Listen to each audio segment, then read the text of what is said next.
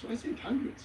But the money I saved, I get a wax figure myself. Charles, I want to compare notes. Okay. On free will.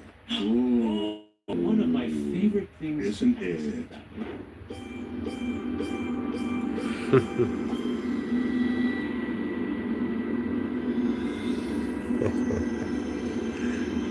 Neil deGrasse Tyson has a podcast here soon. Here's my take. It is true that at some level of resolution that we can observe, causality is absolutely true. Given these initial conditions, this is what will happen afterwards.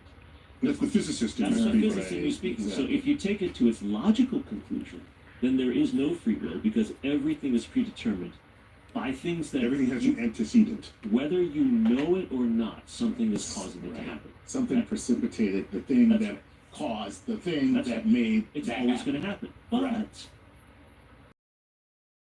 stochastic uncertainty in the universe. It's built in. There's randomness, there's unpredictability. Chaos. Yeah. And so you have to ask, I think, if you're a physicist, what level of chaos actually affects you to the extent that you could actually make an instant on other stuff that's not necessarily in your past experiences or what you have just seen in your current environment. Right? But wouldn't all those past experiences and your current environment, despite the fact that if you're introducing an element of chaos so that you've never experienced this ever before, your experiences that you have had would then inform your decision about the thing that you've never experienced. Inform is the word. Oh. Is it Rather inform than or dictate? predicate. Right. Right. Or require. Right. That's the thing. That, yeah. Let's say you're in a room with a whole bunch of audience members. You tell a joke. Right. It falls flat. In that moment, you have many things you could do to turn it into a laugh point. True. Right. You hear silence, and you be like, "Oh, that was good," and everyone laughs. So you make some sort Is of this mic on? Yeah, that's the old one. Right. What do you do? Do you have the freedom to choose one of several choices that you had designed from your past, that you prepared to deal with that eventuality? Or is the choice made for you on it? But if he was less experienced, he might not dig out of that hole as effectively or efficiently. Exactly. But if you've been in 100 cases where you have joke bomb, Right. you have data on how to pull out of it. Exactly. So statistically, you have a chance of getting people And it happens smile. instantaneously. Mm-hmm. You don't even realize that it's happening. It's in the moment. So it's yeah. Right. Did you have free will to not? See, that's right. Right. So now that would be interesting because here you are in a place where your instinct, your training, and your 10,000 desire, hours, 10,000 hours, right, whatever it is, will, as a reflex, cause you to say this, this, and this, and then people go, "Wow, that was great! Look how he turned it around." So, Charles, can I say in that comment that he preloaded his neurosynapses so that in that moment they all tripped. Right.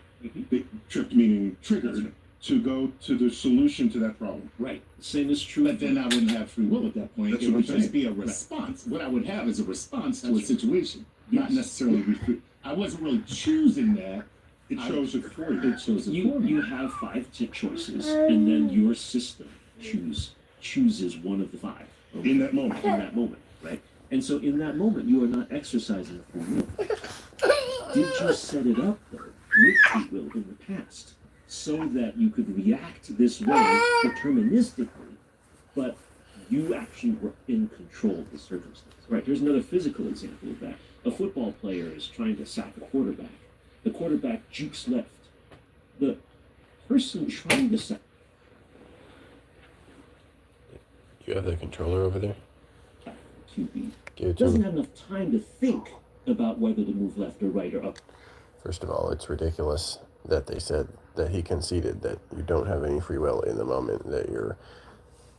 He said you're not exercising it. Well, that's also not true. But, well, I'm giving him the benefit of the doubt since he's talking to these complete idiots. No doubt. It has to react based on years of training and practice and experience. So in that moment, that action is not free. But in the setting up of that moment, if it was free enough, does that constitute free will? From a physics perspective, it might not. Then again, from a psychological point of view or from a biological point of view, it might. But what good are you if you're not landing on one side or the other? Yeah. I don't need you to. It could be this, it could be that, and I'm right both ways. Yeah. Whichever the actual answer is, I was right. Yeah. Well, he's saying I don't really have the free will to make that determination. I'm going to be right or wrong. Let's just ask an opinion. In my opinion, I would like to have free will exist in this universe, even though philosophically it can be argued that it does not exist. Are you happy with a world where you perceive free will, even if it isn't? So far he seems to be Alex level. So these are 3 people that don't believe in free will so far. Maybe. This has to do with What was the question? Or wrong. Let's just ask an opinion. In my opinion, I would like to have free will exist in this universe, even though philosophically it can be argued that it does not exist. Are you happy with a world where you perceive free will, even if it isn't? Maybe. This has to do with the movie Arrival, right, starring Amy Adams. Yes. Where if you know how your future is going to turn out, would you like to live your life anyway? Right? Mm-hmm. And the answer is yes, I would. But Okay. I still would like to think that the future is not yet predetermined. No, but you know what? It's different. I'm not saying it's predetermined and you know it. Mhm. I'm saying, would you still be happy with life if some alien said, "Look, dude, your life is predetermined. There's nothing you can do about it. Keep on believing you have free will," and then they go back to their planet. You're a puppet on a string. Puppet on a string That's from a free will puppet. You're a free will puppet on a string. What I would say in that case is that I would hope that the knowledge that I have that puppet on the string circumstance allows me to circumvent it. I can find a way. Fate, right? I've seen so many Greek mythology stories where you try to avoid the fate of whatever the gods are. So, despite being a failure to actually believe in free will himself, apparently, he seems to be much closer to it than he at first sounded like, because that was a heroic answer. Act of avoiding it Makes it happen. like Oedipus, for example. Oedipus Right. would be the most Famous of egregious, those,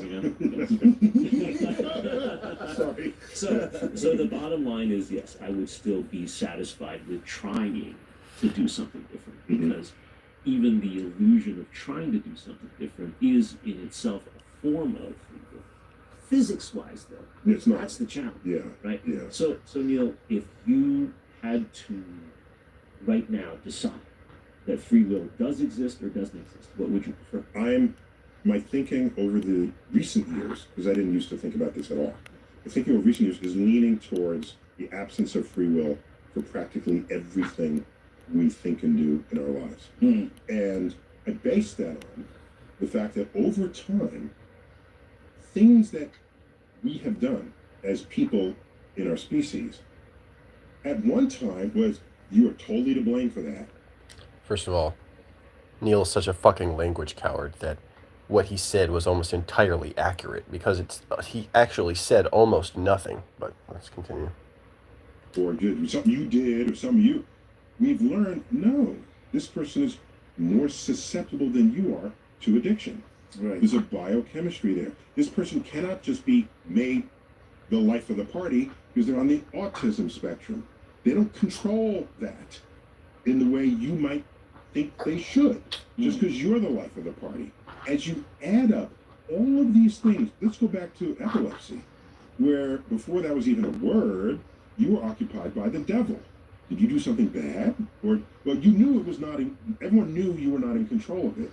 But today, no one is saying, did you have the free will to not have an epileptic seizure? Of course not. Do you have the free will to not be depressed? The person Yes. who's ready to jump off the bridge, in that instant, do they have the free will to not jump off the bridge? Usually. I don't think so.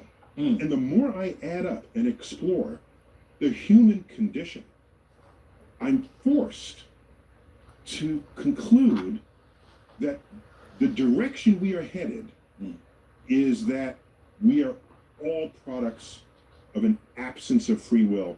And as a result, society needs more compassion for people who do not otherwise fit in.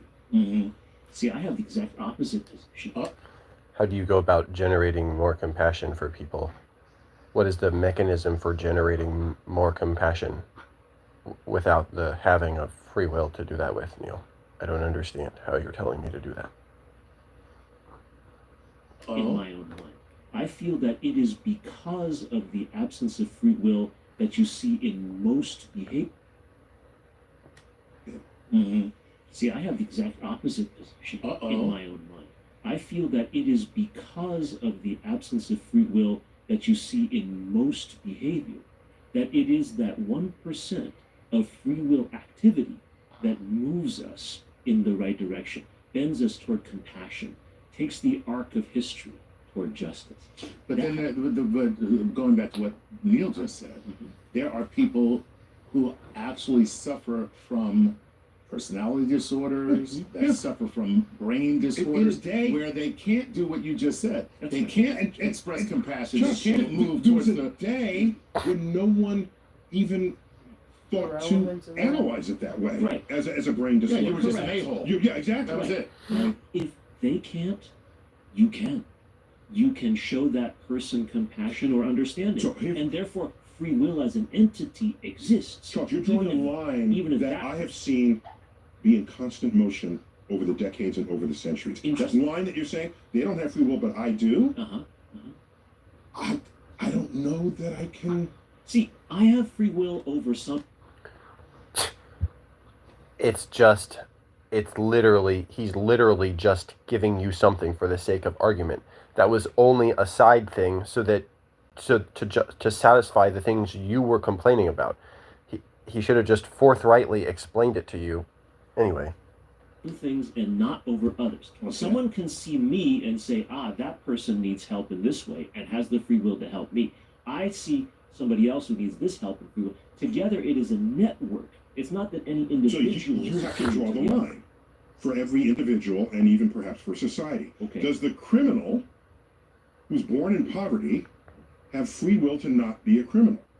If most of the people in prison came in below the poverty line. Right. So there's some sociological force operating there. So that where we are less susceptible to that force. I think that's a great question, analogy. Oh, but Neil did make one good point, which was that there are no people without free will, but there are degrees of more and less, and the other man is still right to say that if they can't, you can, etc. Let's say this.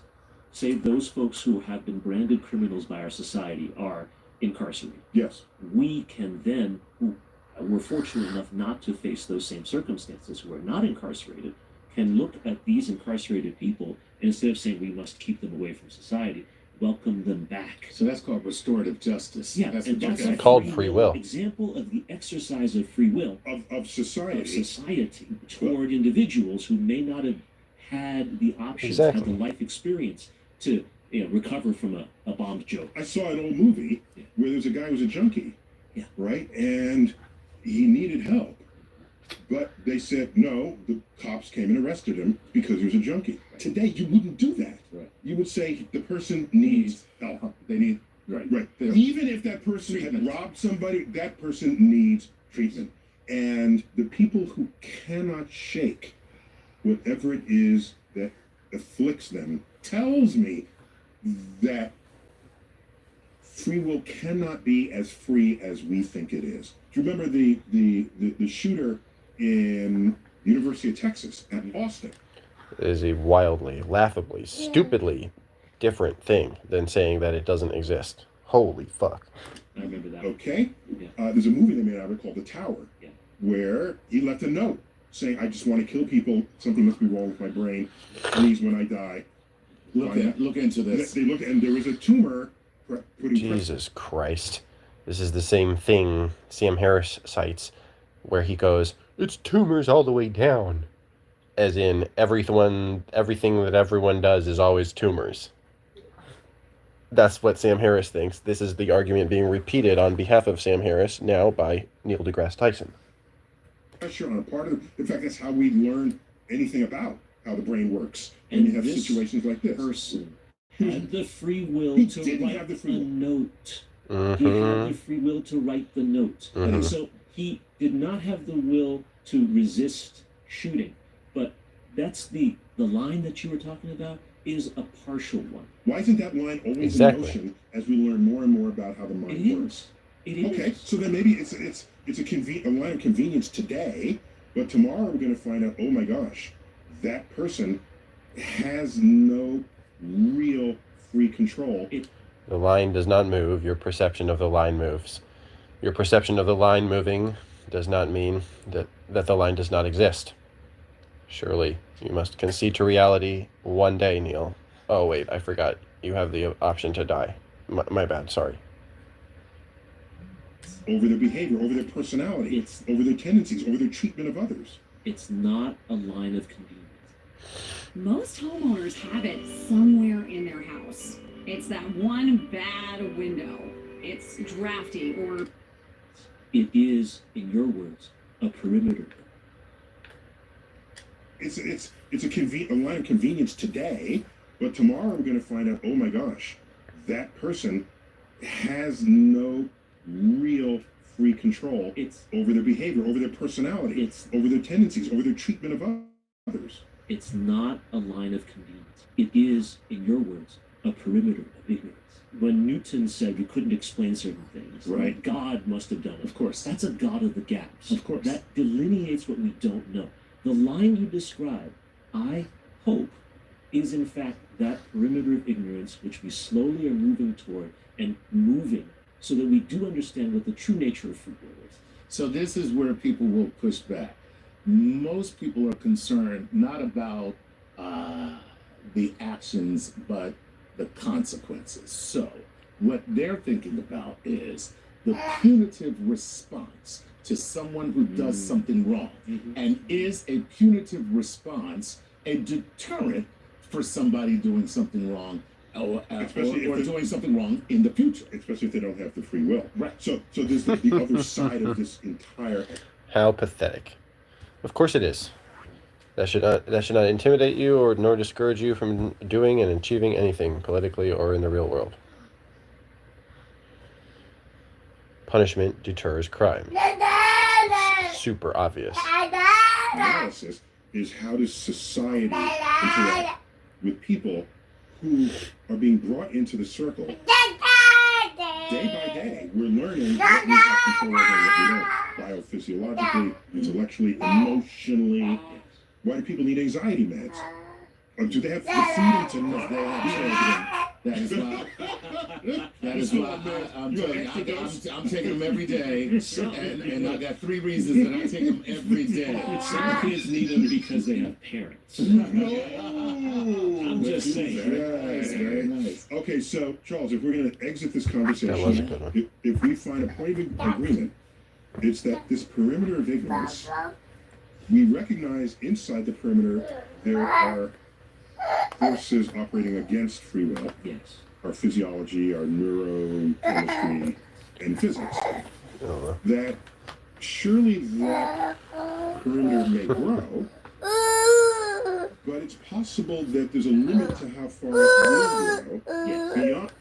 It's actually going to grow until it shrinks, until it doesn't exist, because everything everywhere is alive and has free will, and so therefore the Venn diagram of things that are not free will, that are affecting us on the other side of the ledger from things that are free will, that are affecting us, actually won't exist in the future when the truth is understood, because everything's alive and everything has free will.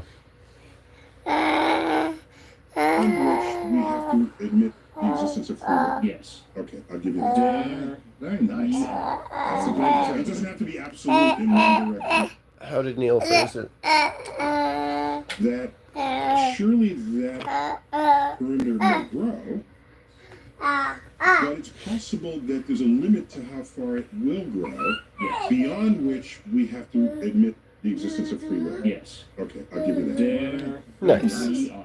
Hell That's a yeah. great term. It doesn't have to be absolute in one direction or another. It's a bit more fluid. Okay. I'm okay with that. There is uncertainty in the universe. I embrace I'll tell you Oh, this good much. faith, I've been Neil. married for That's 20+ fucking years. awesome. I do not have free will. it. What did he say? I'm okay with that. There is uncertainty in the universe. I embrace it. I'll tell you this much. I've been married for 20 plus years. I do not have free will. On that note, That is a dark note to end Chuck and on. Charles, thanks for helping us with this explainer Awesome. on the perspectives, let's call it, but emergent perspectives on free will. God bless men of With Lance science. Tyson for Star Talk. Yet another And God explainer. bless the United States of America. Keep working it. Hashtag make America great again. All right. That was wonderful. Thank you for conceding that one day you'll be proven wrong.